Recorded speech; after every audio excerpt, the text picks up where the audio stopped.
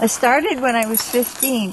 When I was about 18, I was still with the newspaper. This is a small daily, no, bi-weekly in Wyandotte, Michigan. And I was the youngest person on the staff, and they hardly paid me at all, but boy, was it fun. Well, a little girl got killed. She disappeared. And the whole town went looking. The book is too personal. There's a lot more in there than the story. That's just the thread of the story that I told you. A lot more for her. And they couldn't find her. And I had the feeling I knew where she was, and I did, which was really strange. I knew where the body was. Well, they did a manhunt, and they eventually narrowed it down to one person. A lie. They went to every house twice and asked the same questions: who lives here?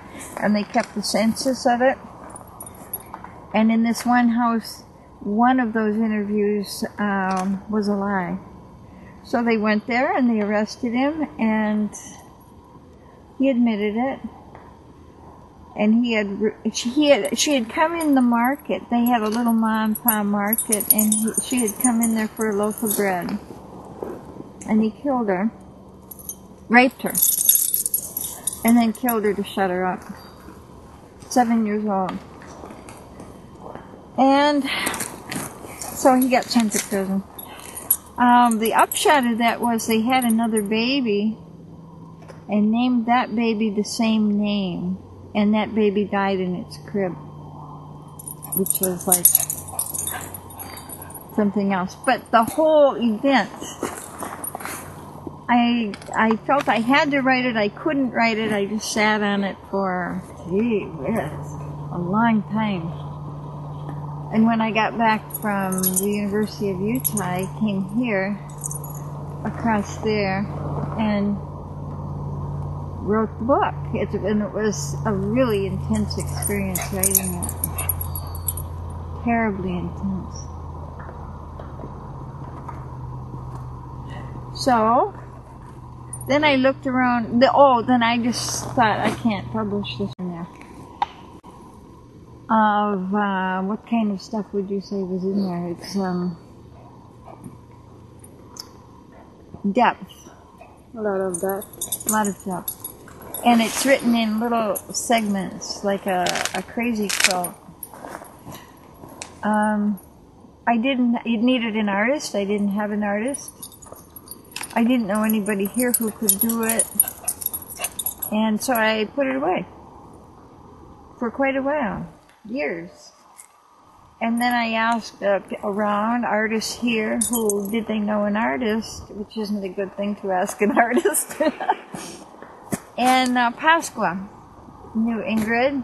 And so the next day there was I believe it was the next day, was your blackbird in my mailbox. And that was the style. That was just it. So Ingrid and I got together. I was working at Richard's Printing when Darby stopped by, and she asked me if I would like to illustrate the book, and she left me with the script, and I went home and I read it. And while I was reading it, I felt that it was so familiar, and I think it was that human essence, you know, that we all share, or something like that was the familiar part of it. And also my feeling was, while I was reading it, that I was going down stepping down in a very humid basement or something like that. It seemed like you are kind of exploring your deep levels. Yes. Yeah, very deep. And the way she writes, it flowed so well with the way I'm thinking, and I thought many people think that way. And so I really like the style, and it's so contemporary. It seems like a very, very young person wrote the story. And well, it's the voice of the 17-year-old mostly. Yeah. Yes. And so it looks like it seemed to me it's like a Bildungsroman. It's coming of age book. Seemed like you were growing up, because it has a little snapshots of your life too. And the cool part is it's built out of snapshots, like pieces of memory, and in the end, after you finish reading the book, everything makes sense, everything comes together. So it's a very interesting style. It does come together. Yeah, it does. Yeah. You see all the pieces after you read it. Boom. And it creates a lot of it's very visual. While you read it, you see images. That's why it was so easy to illustrate it, because I was just seeing these beautiful images while I was reading it, so it made it quite easy. And I wrote it from images, so this is interesting.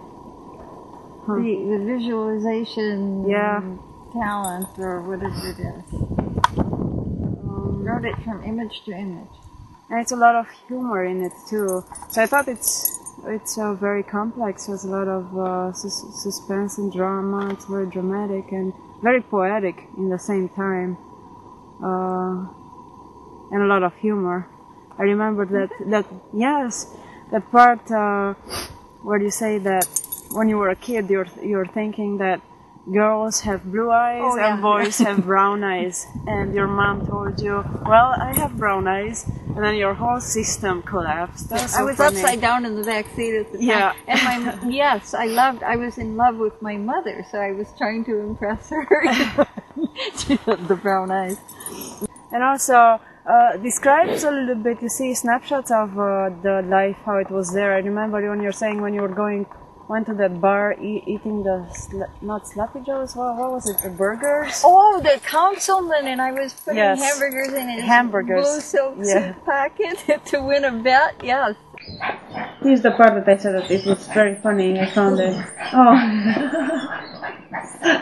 There! My mother was driving...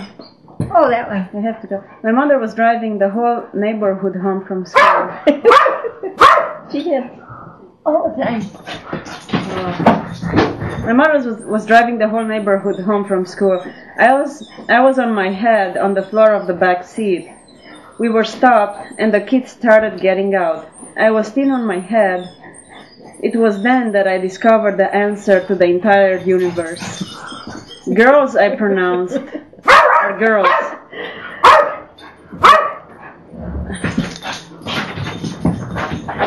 Girls, I pronounced, are girls because they have blue eyes. Anyone with blue eyes then is a girl.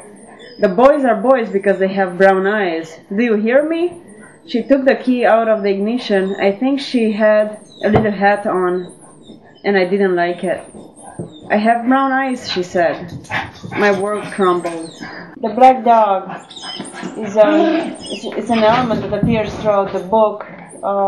It's very nice. I thought it was like, it made it into a musical piece because it appeared so rhythmically when you keep saying, sometimes the black dog was dead. Yeah, you remember and you just say the black dog was dead.